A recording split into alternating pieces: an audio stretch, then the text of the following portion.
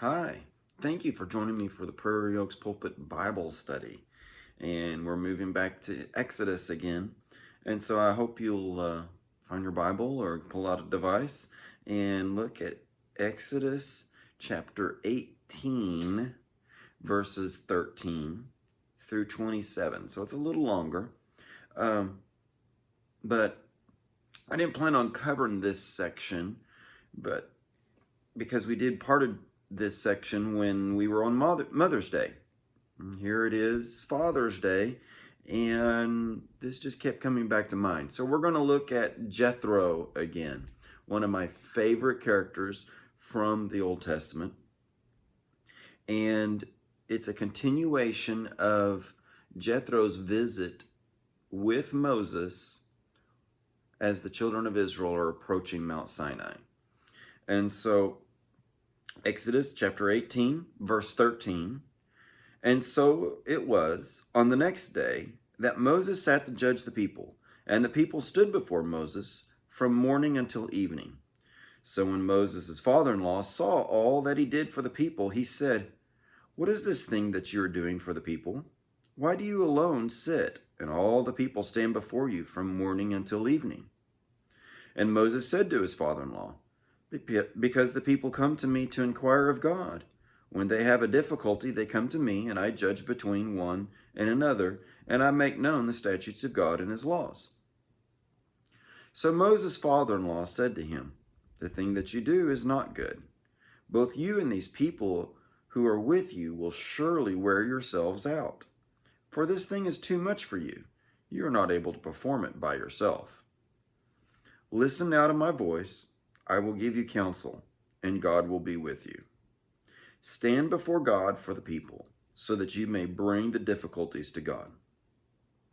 And you shall teach them the statutes and the laws, and show them the way in which they must walk, and the work they must do.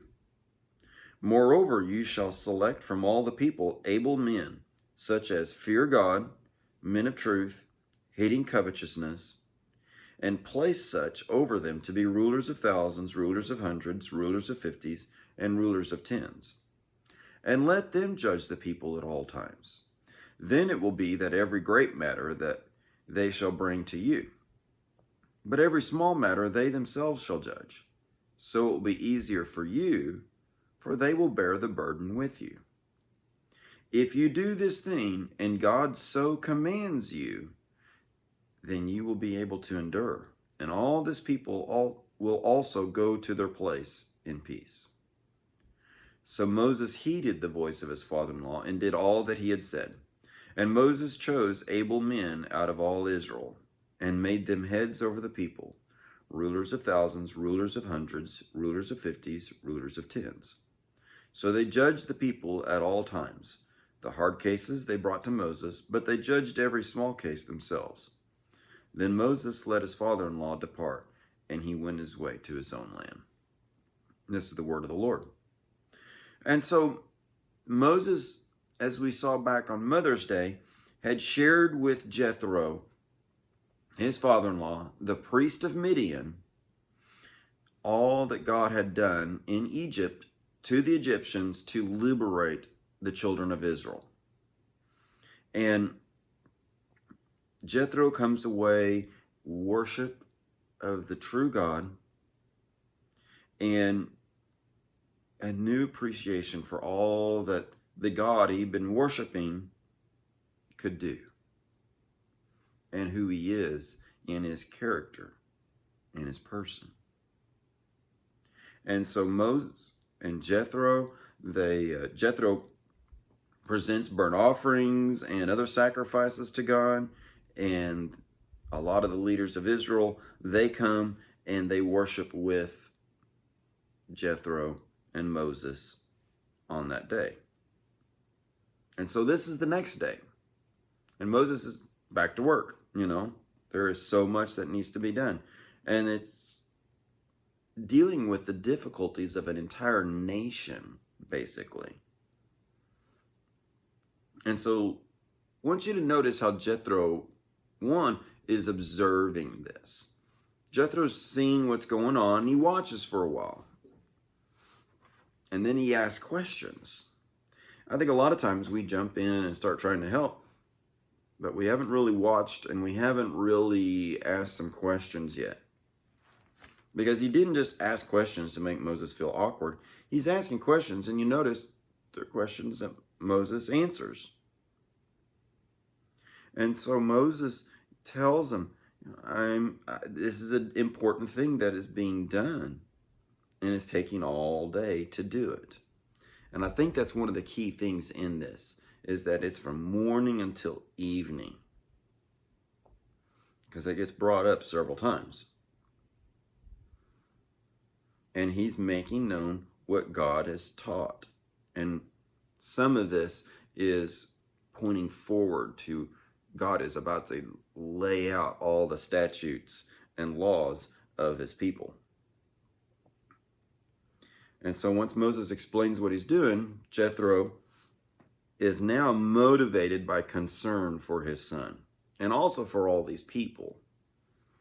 I think as you read that, it's interesting as we read the scriptures, how we hear it said is often a reflection of ourselves as much as it is how it is actually written in the text.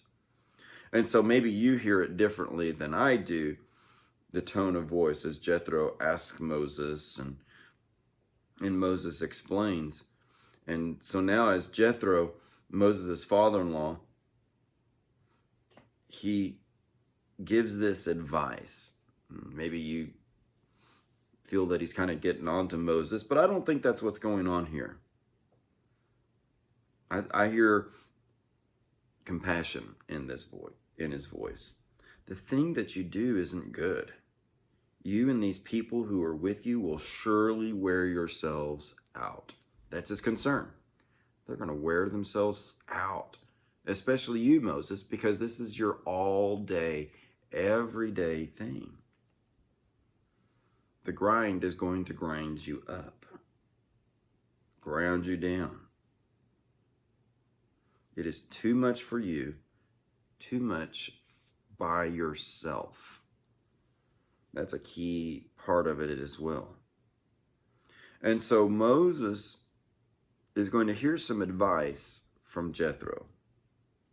But I want you to notice verse 19 and verse 23.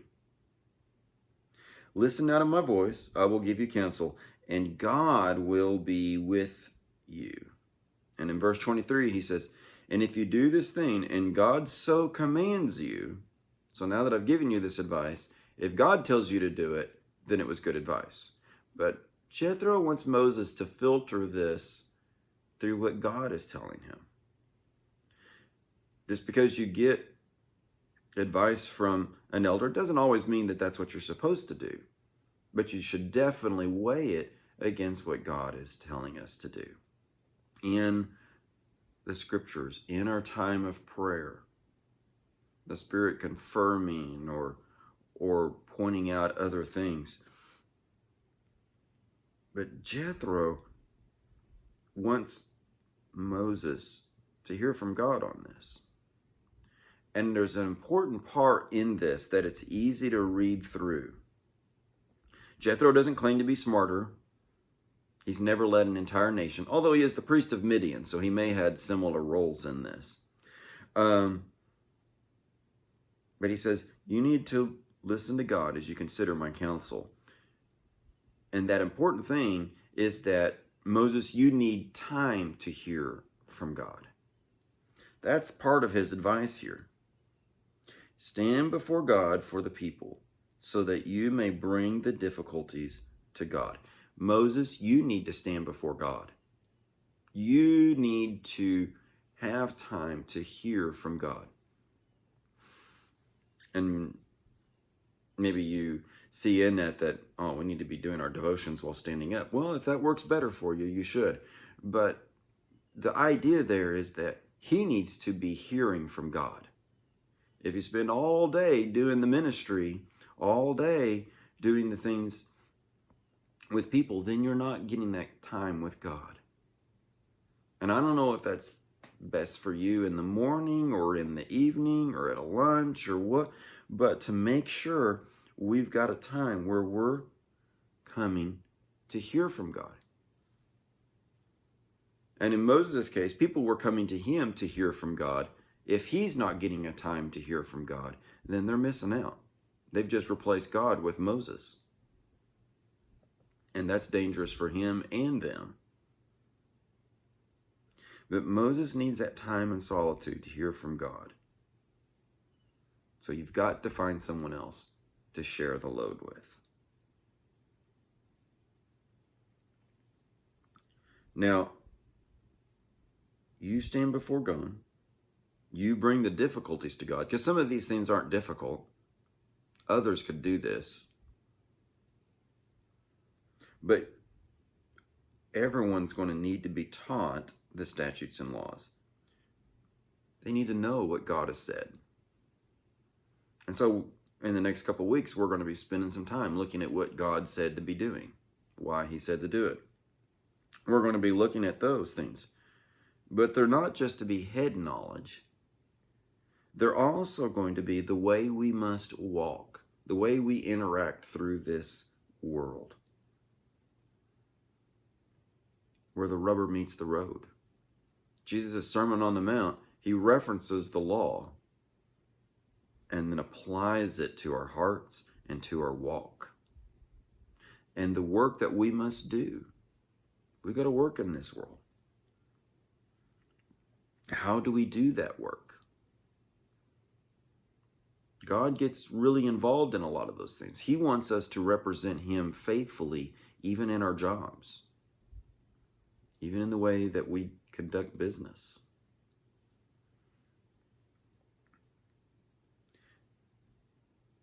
And so Moses, for you to have that time with God and to be able to teach and to what you are getting from God, you need to select from these people, able men.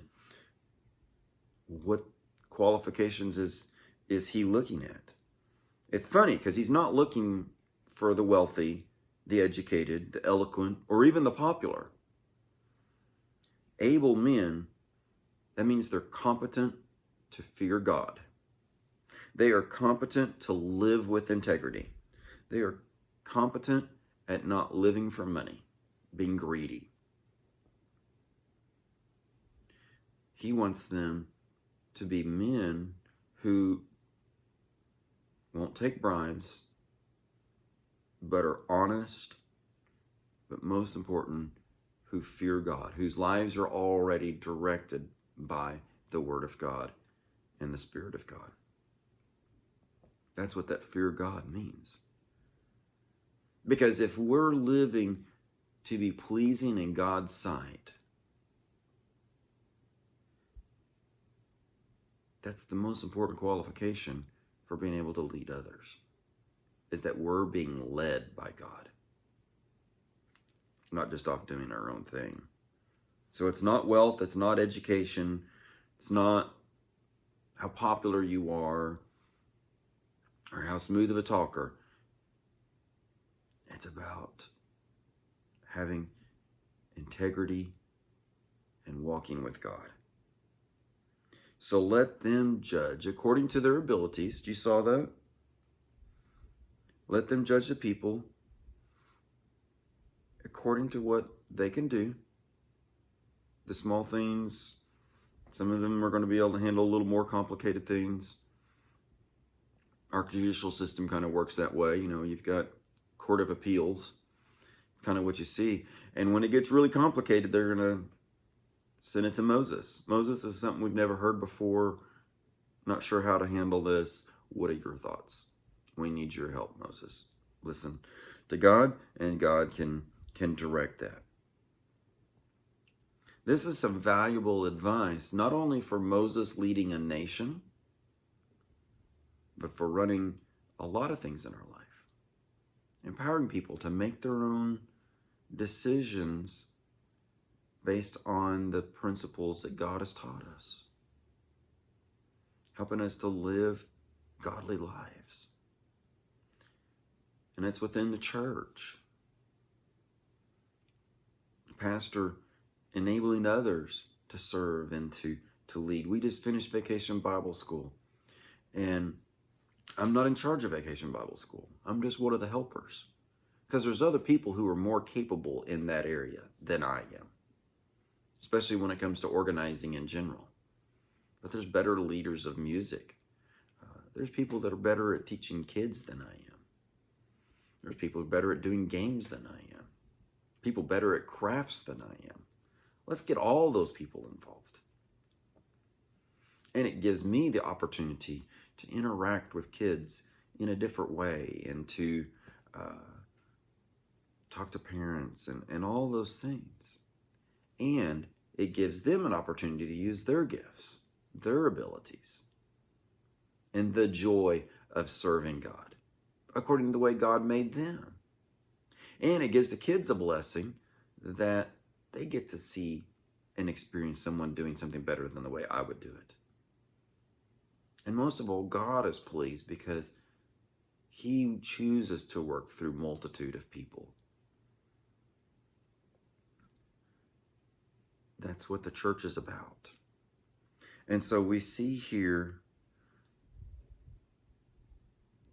God likes to work in these ways, giving people these opportunities. They get their opportunities, they get their responsibilities.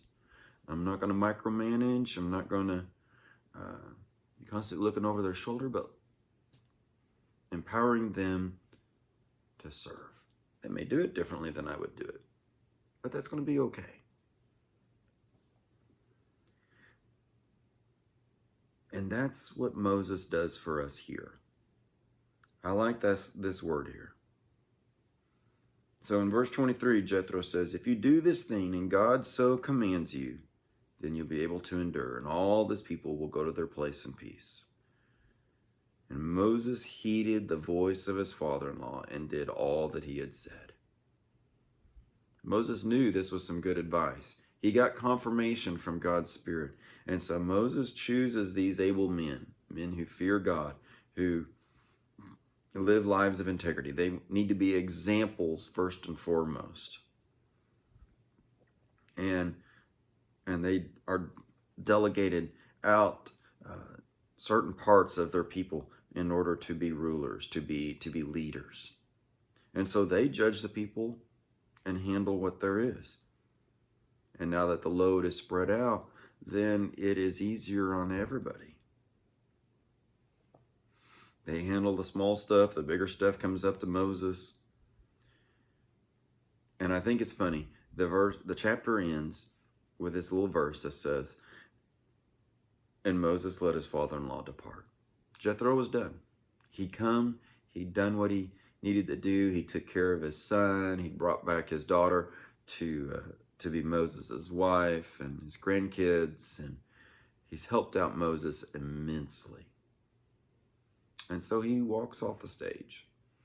And it's the last we hear of Jethro. But as you can see, his impact on the nation of Israel and in God's story carries on. And so we need to be thankful for those who've helped us along the way. They may have already gone on to be with the Lord. They may still be walking with us. But to be thankful and honor them on a day like Father's Day.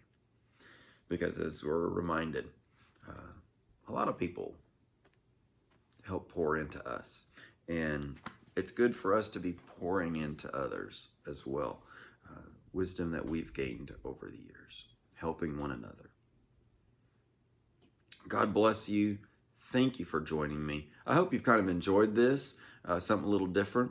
We're going to move ahead with Exodus, so I'll see you next week. God bless.